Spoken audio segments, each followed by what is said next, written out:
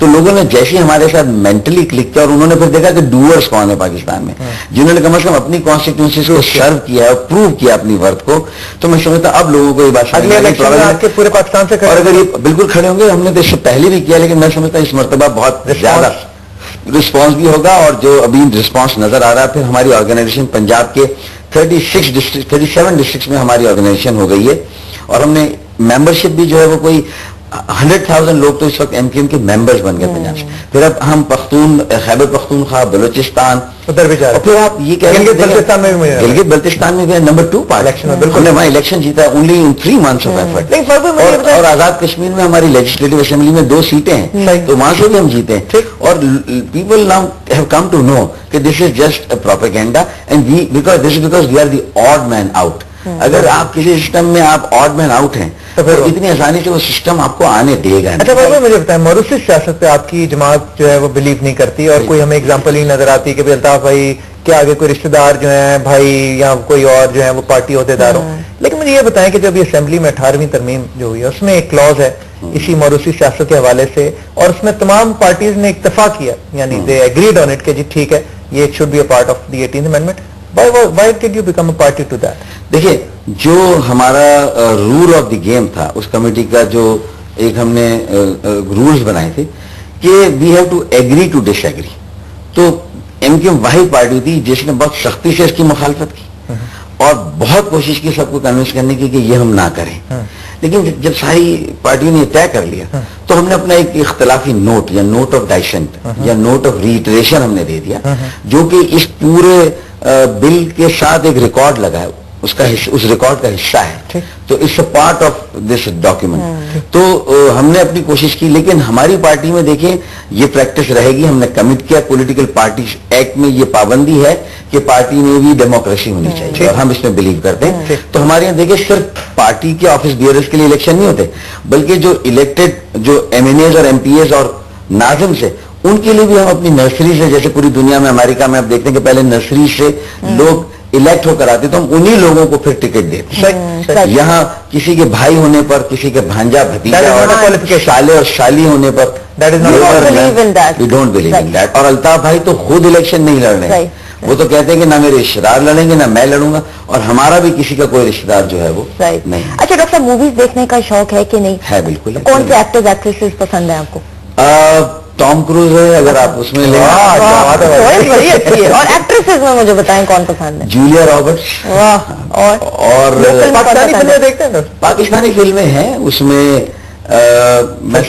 अंजुमन कोई देखी फिल्में? मतलब नए जमाने की बात करें, मतलब जब हमारी नई बच्ची, क्या नाम है उसका, वो जो फिल्म नहीं, उससे पहले वो कौन सी थी, मेरे जहन से नाम निकल गया। रीमा? नहीं, रीमा के साथ एक और थी ना, जो रेशम। रेशम की वो जो मूवीज आई थी जो नूर साहब ने बनाई थी, जीवा और बहुत सारी फिल्म, तो वो मेरे ख्याल में अच्छा स्टार्ट हुआ था। हमारी इंडस्ट्री को भी एक नया लुक मिला था। मैं समझता हूँ कि हमें पैटर्नेज देने की जरूरत है। और हुमायूं हैं, सईद हैं और बहुत सारे और हैं लोग जो गानों का भी बड़ा शौक है। गानों का कौन किस्म का म्यूजिक? गाने गजलें ज्यादा उर्दू में और पुराने सॉन्ग्स। बेगम कुछ सुनाते हैं गाने की? नहीं, ऐसे गुनगुना लेते हैं। अच्छा, अगर कोई गुनगुनाए तो कौन सा गुनगुनाते हैं? अंग्रेजी के सॉन्ग्स बहुत अच्छे हैं कि वो when I need you I just close my eyes and I beat with you, it's only heartbeat away.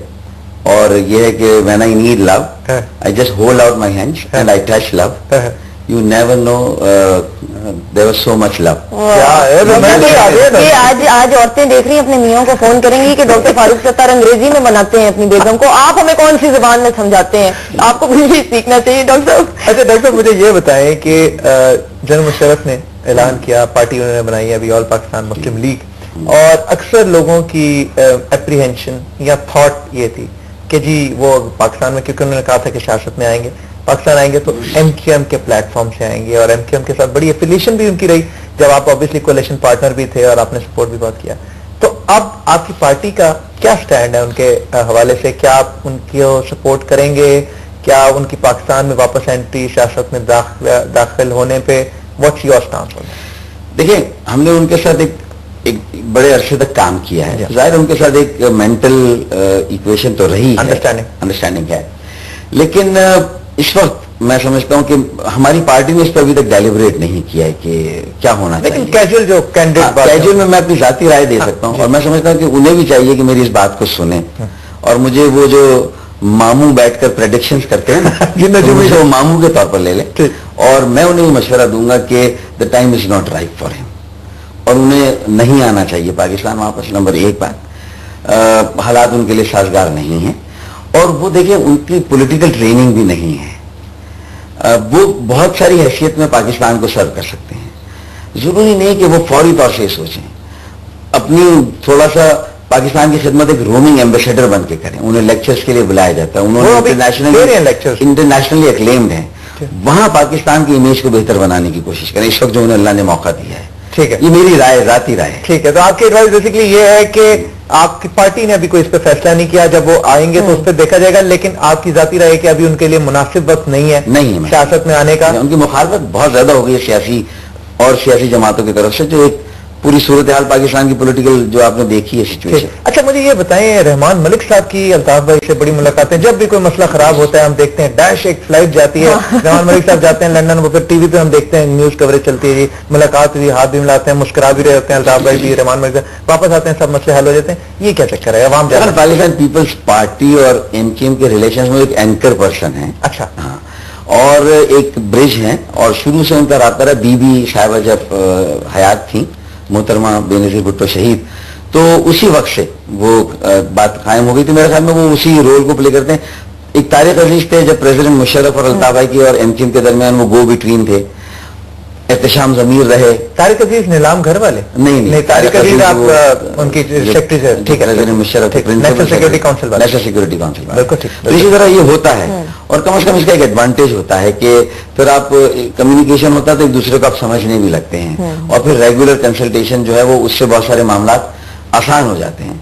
लेकिन हमारी ये भी ख्वाहिश है कि इसको थोड़ा सा ब्रॉडन भी करें अगर पाकिस्तान पीपल्स पार्टी, तो उसमें कोई हर्ज नहीं है, और ज्यादा ओनरशिप देने की जरूरत है इस रिलेशनशिप को, जिससे कि ये रिलेशनशिप और मजबूत होगी और ग्रो करेगी। और इस वक्त हम किसी कॉन्फ्रंटेशन को वैसे भी अफोर्ड नहीं कर सकते, हमें रिकंसिलिएशन को कामयाब बनाना है। अच्छा डॉक्टर साहब, हमारे पास विनर्स के नाम आ गए, मुबारकबाद आपने देनी है, नाम मैं अनाउंस करूंगी। डन है ये डील? चले जी, ओके। मोबाइल फोन के विनर्स हैं निदा है, कुरतुलैन है और कलम साहब हैं। इनके लिए तालियां फारूक बजाएंगे और मुबारकबाद। फारूक साहब, डॉक्टर साहब आप भी मैं तो शुक्रिया भी अदा करूंगा और उनको मुबारकबाद भी दूंगा, और इसी तरह अगर मेहनत करते रहे तो इंशाल्लाह ताला बहुत आगे तक जाएंगे। बिल्कुल। नेक्स्ट टाइम सवाल ये होगा कि बायो के पर्चे में कितने आए थे पेपर में मार्क्स, ये बड़ा जरूरी है, बाकी छोड़ दें बातें। अच्छा, लोगों के लिए ये भी है कि जनरेशन नेक्स्ट के लिए मैसेज ये भी है कि देखें, जैसे डॉक्टर फारूक सत्तार हैं, बहुत से लाइव एग्जाम्पल हमारे सामने, मुस्तफा कमाल हैं, फैसल सजवारी हैं, रजा हारून हैं, सारे यंगस्टर्स हैं, मेहनत की इन्होंने और पॉलिटिक्स में अपना नाम बनाया। सेल्फ मेड जो अल्ताफ भाई कहते हैं ना, एग्जैक्टली सेल्फ मेड है, और एक्चुअली इन्होंने अपनी डीड्स प्रूव किए हैं, खाली लफाजी की हद तक नहीं, कि इन्होंने एक्चुअल काम किए हैं जो आपको नजर आते हैं। आप लोगों को जब बेनिफिट होता है तो आप उनकी तारीफ भी करते हैं। तो इस तरह के रोल मॉडल्स हमारे सामने और आने चाहिए, और आई थिंक मुत्तहिदा इस पे इस मामले में लीड लेती है कि यंगस्टर्स को बहुत ज्यादा। मुत्तहिदा के पूरे मुल्क में लोगों में जो सलाहियतें हैं उसमें कोई कमी नहीं। एवरेज IQ हमारे नौजवानों का यूरोप के बहुत सारे मुल्कों के नौजवानों के IQ से बहुत आगे है।